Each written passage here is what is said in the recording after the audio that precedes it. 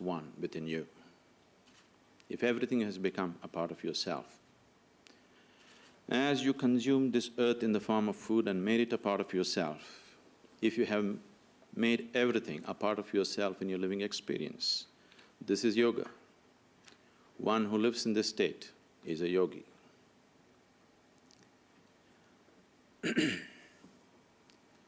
If one exists in this sense of inclusion of experience, as a living experience of his life,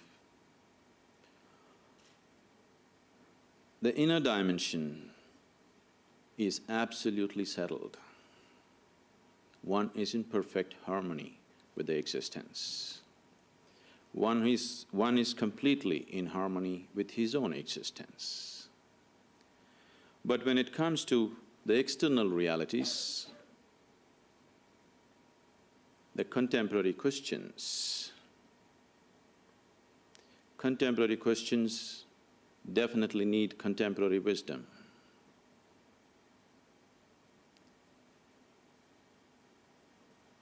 The most basic thing that is necessary is to bring a clarity of perception.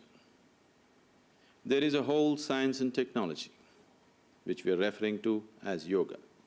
When we talk about yoga as a method, we are referring to a whole technology which leads you on to this inclusion, which brings absolutely clear perception of the realities in which you exist. If one wants to function effectively in this world, what is needed is not just knowledge, what is needed is clarity of perception. Whatever the nature of one's work, if one is unable to perceive the realities in which he exists right now, his actions will be of no relevance. So bringing this clarity of perception and then take the right course of action is what is needed. So modern questions definitely need contemporary wisdom. When I say contemporary wisdom, it happened like this. On a certain day, an old-timer on the Great Lakes of Michigan, on a winter day, went out to do ice fishing. He cut a hole in the ice, put his line in, started smoking his pipe, sat down for a long wait, waited through the morning, through the noon, into the afternoon. Late into the afternoon, still he had not caught a single fish. Then he found around 4:30 in the evening, a young boy came with a big stereo on his shoulders, blaring at full volume, dancing and jiving, came and sat down nearby, cut another hole and sat down and put his line in. The old-timer looked at him in great disdain. I have been sitting here the whole day in total silence and with utter patience, and I haven't caught a single fish. The fool comes with a blaring stereo and hopes to catch something. And to his amazement, within 10 minutes the boy had a big trout. He dismissed it, oh, flash in the pan. But to his utter amazement, in another 10 minutes the boy had another big trout. Now he sat up and watched. In another 10 minutes the boy had one more trout. Now he could not contain himself. He kept his pride aside, slowly walked down to the boy and asked him, I have been sitting here the whole day and I haven't caught one. I see you just came 30 minutes ago, you already have 3. What is the secret? The boy said, Ru-ra-ra-ra-ru-rum. The old timer said, what is that? Ru-ra-ra-ra-ru-rum. Please, I do not understand what you're saying. Then the boy spat out a blob of something into his hand and then said, you have to keep the worms warm.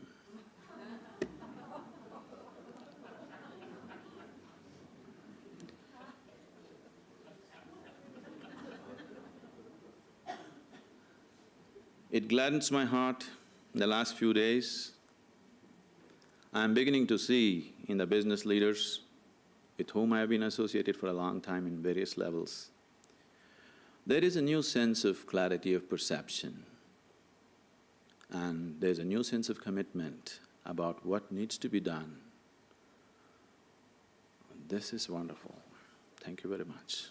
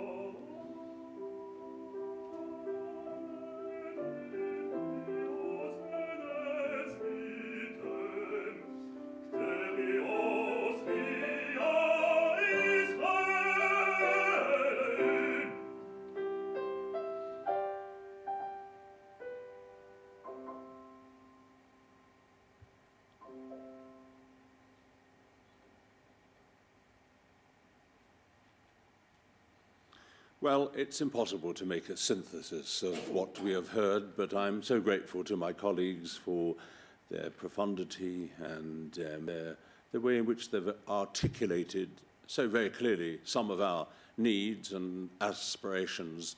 I think, you know, there's a twofold challenge. The first challenge comes to the world in which we live, to take faith seriously. There was a Gallup poll done just a few months ago which indicated that 65% of the world regard themselves as religious. Only 6% regard themselves as secular. Africa, and I'm sorry we haven't got any African leader here present, 91% define themselves by their religion. In many parts of the Middle East, they will say, I'm a Muslim, before they say, I'm a Jordanian. And the same will go for other faiths as well. So we have to say very strongly, and we're so glad that the World Economic Forum take faith seriously as it does. More can be done. There's a second challenge, I'm sure, that comes to us as faith leaders. How can we hold together our exclusivity within inclusivity? I think Imam Faisal was talking about that earlier. How can I, as a Christian, say, yes, I believe passionately in Jesus Christ, but I see God in others, and I don't want to de-godify them in some way. How can I hold this together? And it's still a question I wrestle with day by day. But often when I see my dear friend Siggy representing the Jewish faith, how much he and I have in common, and I would say the same to Matthew, ecumenical patriarch, David, Imam Faisal. And that's our challenge. How can we bring the wisdom together and share it? You know, last night we had a wonderful orchestra, didn't we? And music, the concert was terrific. And I got an image from that.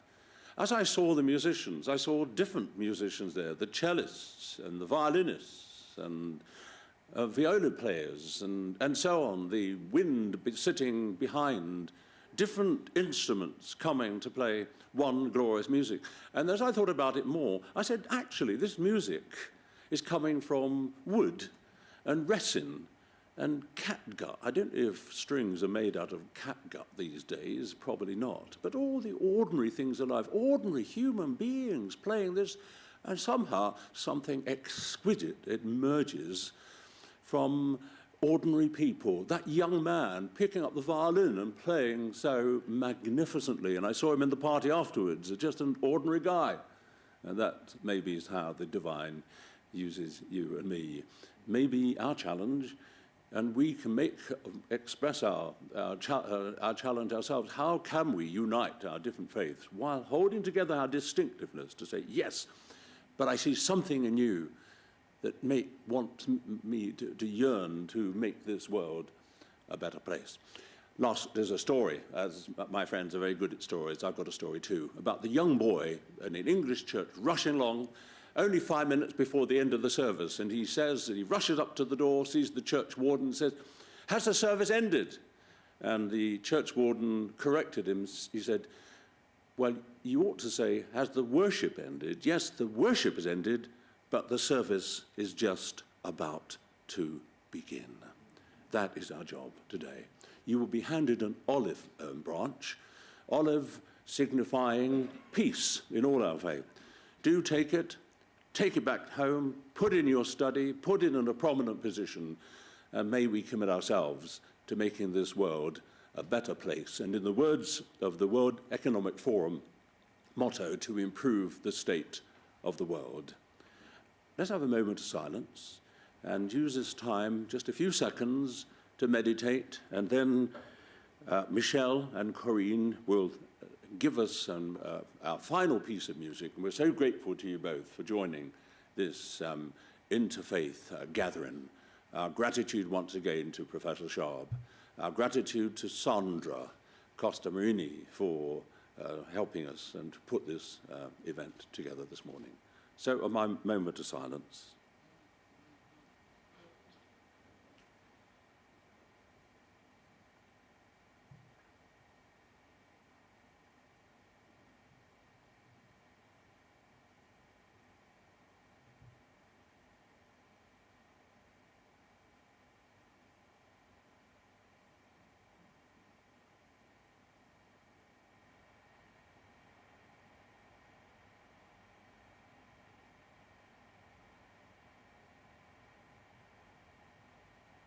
Give us your wisdom, O Heavenly Father, to heal the wounds of our world.